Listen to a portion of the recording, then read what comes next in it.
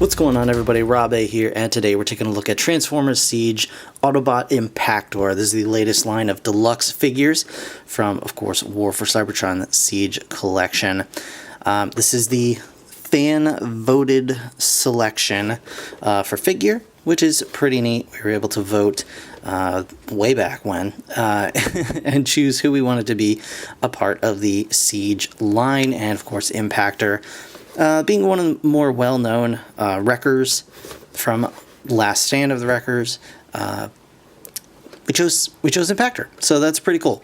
You can see it comes with a little accessory here that's a gun. It can also be used to replace his hand, as seen in the comic, so that's pretty neat. He's a very decent-sized deluxe figure as well. He's filling out quite a bit of this package. I would put him at least at Ironhide size.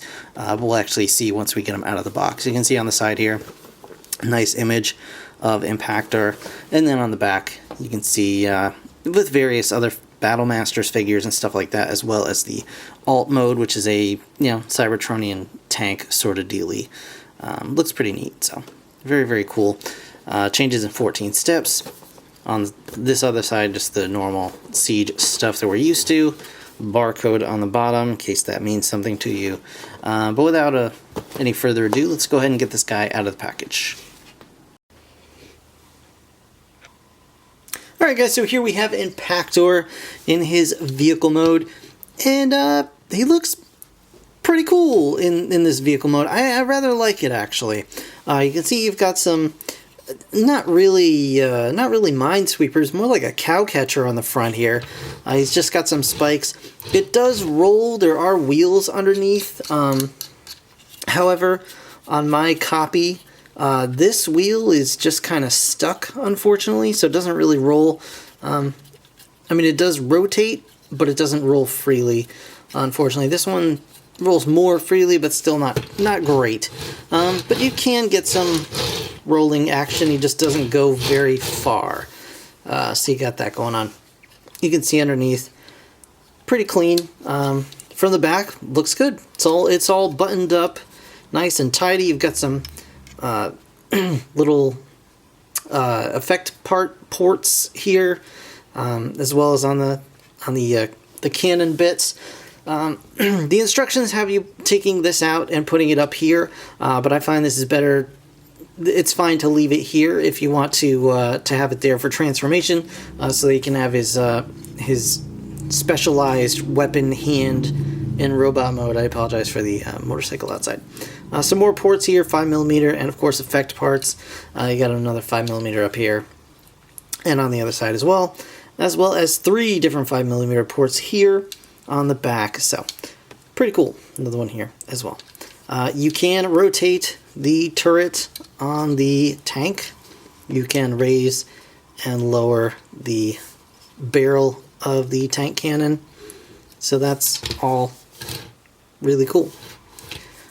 Transformation is interesting as well. So first thing you want to do is come onto the back of the tank, and we're just going to pop these bits out here, just like that. I'm going to swing this panel down and around, just like so. Do the same on the other side. Swing it down and around, and it'll soft lock into place. And then you can bring these pieces up again to form the feet, and then flip out the toes of the robot mode. And there you have his legs pretty much done. You're just going to go ahead and flip this piece up and just tab that into place, and then separate the legs, and you've got Impactor's lower half all done. Next we're going to raise the shoulder cannon here.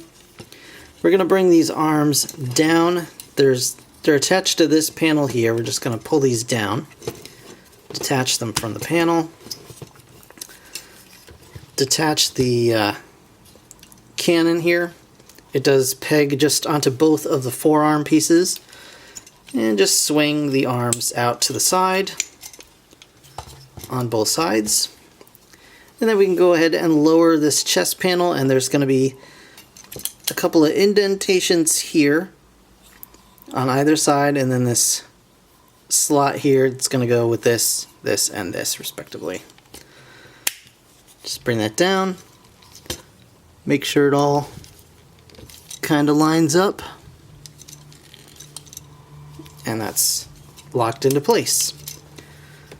Flip the shoulder cannon over to the side, open this back panel up to reveal his head, raise his head up, close that back panel again, and just rotate his head around. Then just move the arms into position. This one can stay as it is. You can rotate this around to face different directions, whatever suits you best.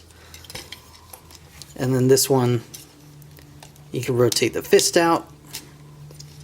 And I like to just take this cannon off and just stick it here on his forearm. You can do whatever you want with it. But there you have Impactor from the Siege line. And he is a nice, solid, pretty large deluxe figure. Just to give you an idea of his size, I'm going to put him right next to Ironhide. So they are pretty much about the same size. Impactor's a little bit more solid in the chest. Ironhide is, bulky, but he does have this very hollow chest area. Whereas Impactor, I feel, kind of spreads that weight out a little bit more. It's a little bit more well-balanced, I feel, with Impactor. And just for kicks, here he is with Springer as well. So you can see there is a size difference. Springer is a little bit taller by about a head. But they look good. They look good together. Articulation is pretty much everything you would expect from a modern Transformer. He does have a waist rotation here. Head can go all the way around. You get a little movement out of the shoulder cannon. Arms can go out like that, all the way around. He's got a biceps hole. He's got the elbow.